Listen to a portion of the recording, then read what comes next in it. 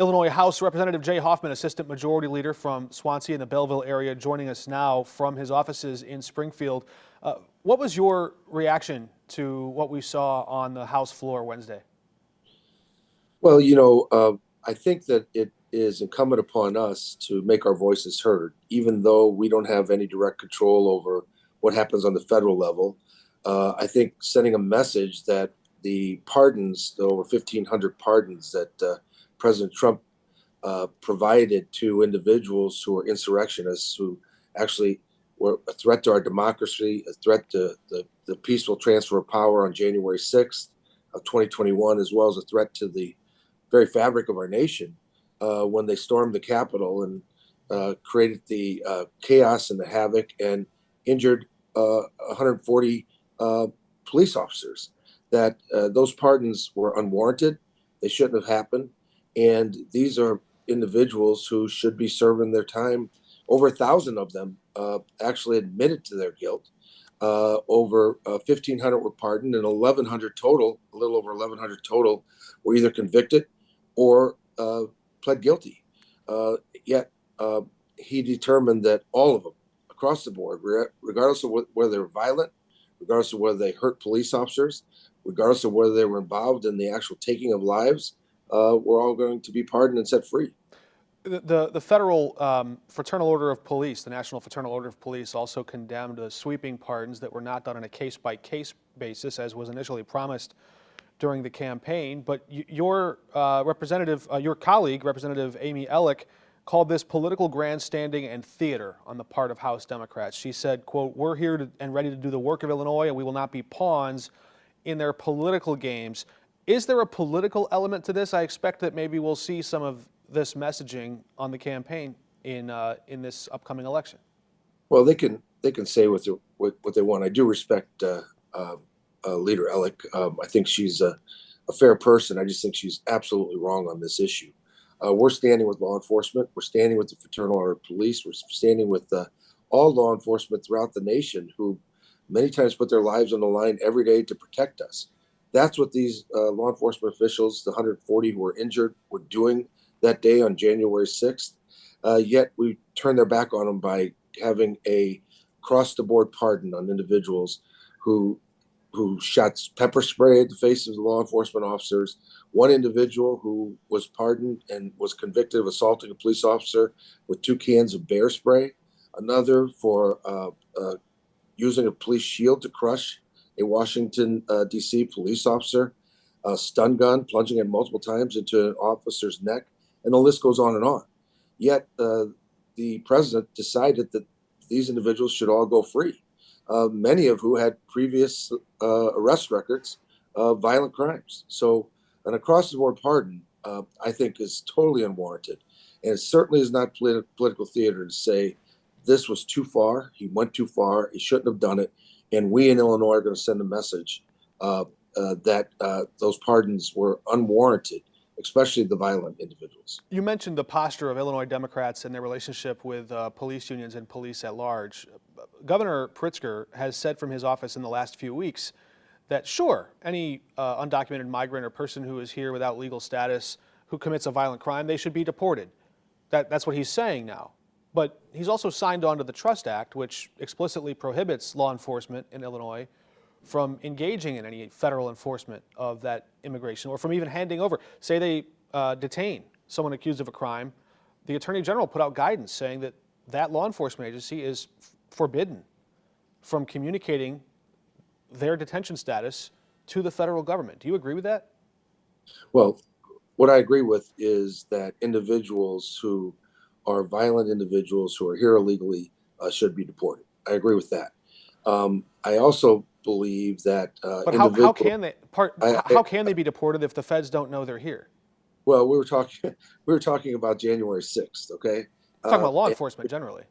Yeah, well, that's incorrect, Mark. We were talking about the pardons of January 6th, where law enforcement, 140 of them, were hurt as a result of this threat to democracy when they stormed the Capitol at the behest of the outgoing president and a threat to the peaceful transfer of power.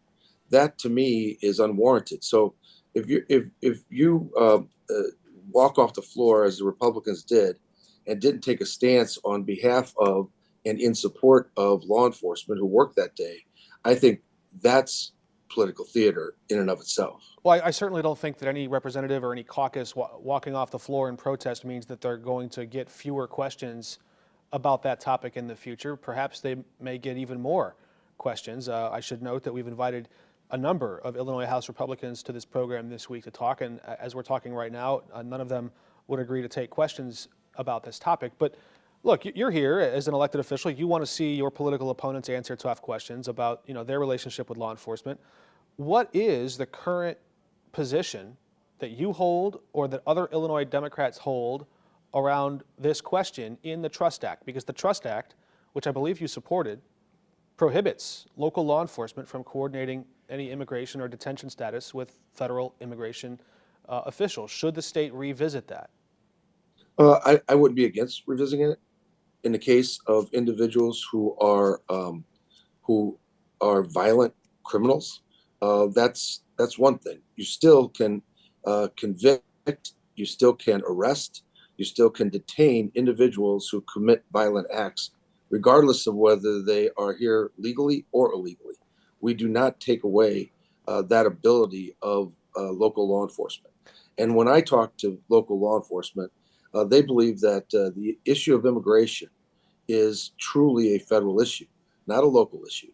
But if you are committing a crime, we do not take away the ability of law enforcement to enforce the laws of the state of Illinois and to make individuals safe. Now, let me just You're drawing a clever distinction there.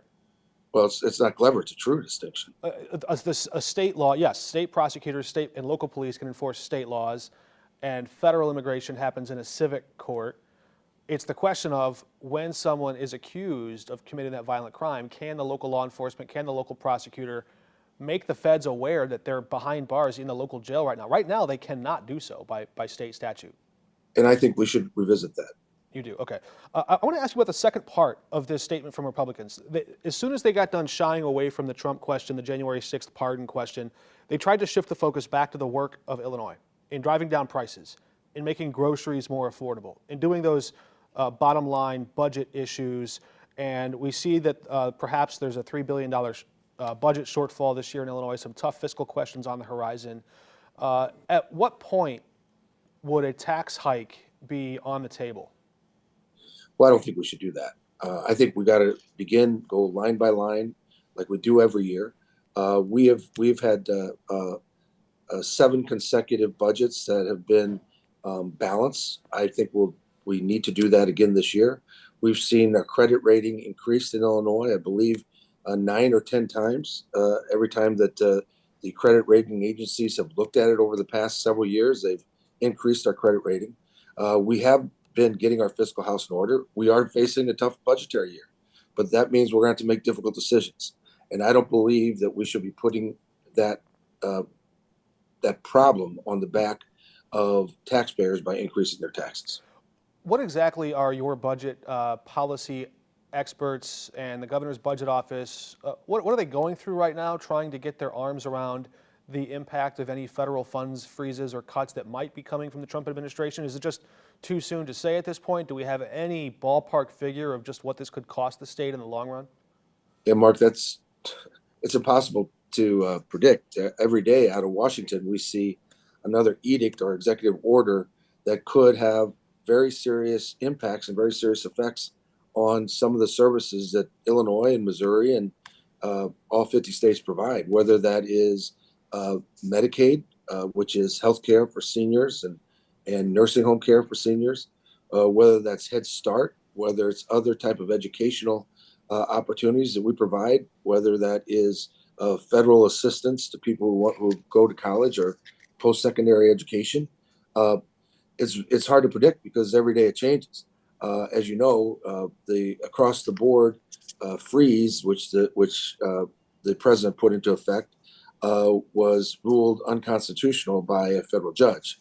I truly believe that he went too far and was usurping the inherent constitutional power of the legislative branch. However, we just don't know what tomorrow is going to bring. whether it's tariffs against Canada or Mexico or China, which could have the effect of increasing costs and having a negative effect on our supply chain. We don't know, and it's hard to predict. And I'm not sure he knows. All right, Representative Hoffman, just before we let you go, last time I met up with you in your office in Belleville, I asked you a question. If I've done my math correctly, you're the senior most member of the House Democratic Caucus at this point. And is that, correct me if I'm wrong on that. So you're, I'm not the oldest. well, the most experienced, the most tenured in that position. Let's use that. Not to conflate it with age, but so you certainly are someone who appreciates seniority and experience in the job. We know that Senator Dick Durbin would be 82 in November of 2026 when he's up on the ballot again next. Since we last talked, we've seen Lieutenant Governor Juliana Stratton file a federal political action committee that suggests perhaps she has interest in federal office. We don't know for sure, but she looks like she's at least laying the groundwork. Would she make a good senator? I have a lot of respect for the lieutenant governor. I served with her in the Illinois House. She's extremely qualified, very competent individual. Does a great job as lieutenant governor. Did a great job as in the Illinois House of Representatives. I'm supporting Senator Dick Durbin, and when he decides what he wants to do, if he decides he's going to run, I'm supporting him. All right, Representative Hoffman, thanks for joining us. Thank you. Good to see you, Mark.